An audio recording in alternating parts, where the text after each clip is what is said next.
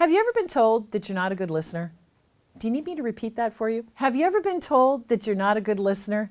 I'm sure we all have. And the reality is sometimes we're not. Sometimes we're really not paying attention the way that we should be paying attention.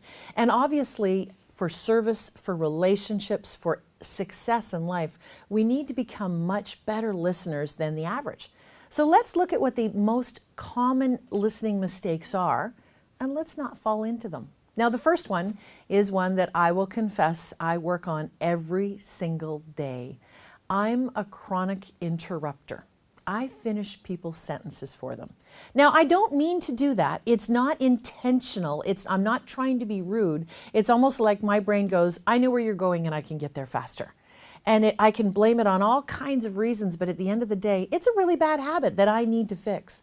So perhaps those of you can relate to me. We can work together on not finishing people's sentences. If you say to yourself, oh, if I don't tell them right now, I'll forget. My thought is, if it's not important, if you can't remember it 3 seconds from now, it's not important.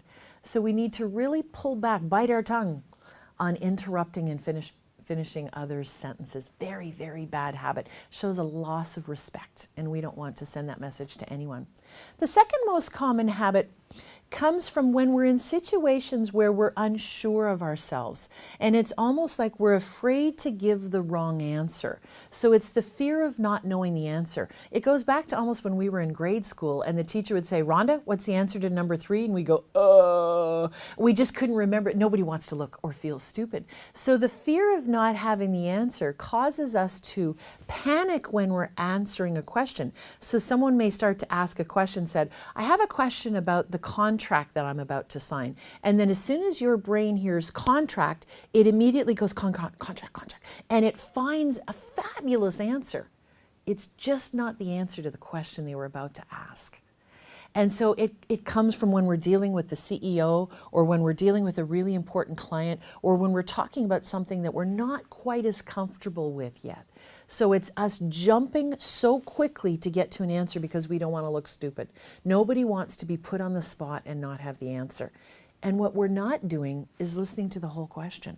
If you listen to the whole question and you get comfortable with even 1 or 2 seconds of silence before you answer, you're going to let the whole question get to your brain and you're going to give a much better answer.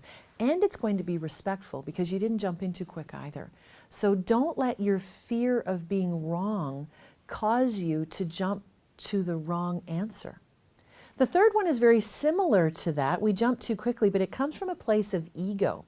And that's where you know what the other person's going to say, and you're just going to answer them to show them how smart you are. You know, your kids come home from school and they yell out at the bottom of the stairs, Mom, can I? And before they even finish the sentence, you go, no. Now that's not just interrupting. That's interrupting with the knowledge you knew what they were going to say. Well, you're not always right? And so you don't want to make sure that you assume you know what they're going to say. Because first of all, you can be wrong. Second of all, it comes across as very condescending and slightly egotistical on your part as well. So you want to make sure, again, they get to the end of the question. Even if you've already made up your mind it's no, show them that you're listening. The fourth poor listening habit is overreacting.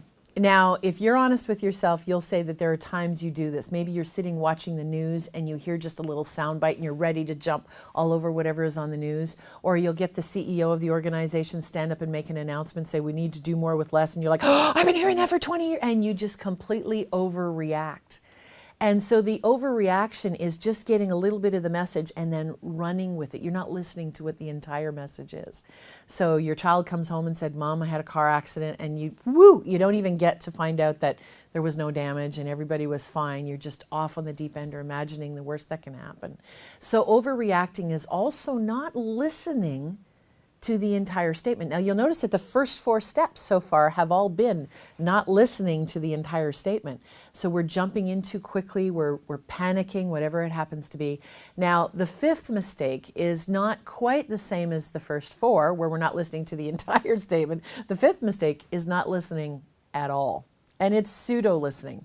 And for those of you that are in relationships where you've been in them a long time and you pretend to listen to your significant other, that's what pseudo-listening is. You know, you're sitting on the couch, you're chatting away, you're going, and he or she looks at you and says, you're not even listening to me, right? and you're not, and you're pretending to listen. And we do that at work. We do that on the phone because we may be distracted doing something else. We do it with our friends, we do it with our family, and it really is a distraction or a disinterest. Either one of those are not what you want. So we want to really show the person that we're communicating with that we are a good listener. We're not going to interrupt them. We're not going to jump to conclusions, both positive or negative. We're not going to overreact, and we're not going to pretend to listen either. So your challenge this week is to remain engaged while you're listening, making sure you let them finish their sentence. They're going to wonder what happened to you. Making sure that you leave a couple of seconds of silence at the end of whatever it is that they had to say until you respond, and that you really show those that you work with and those that you love that you really care what they're saying by listening. Keep on the right track this week.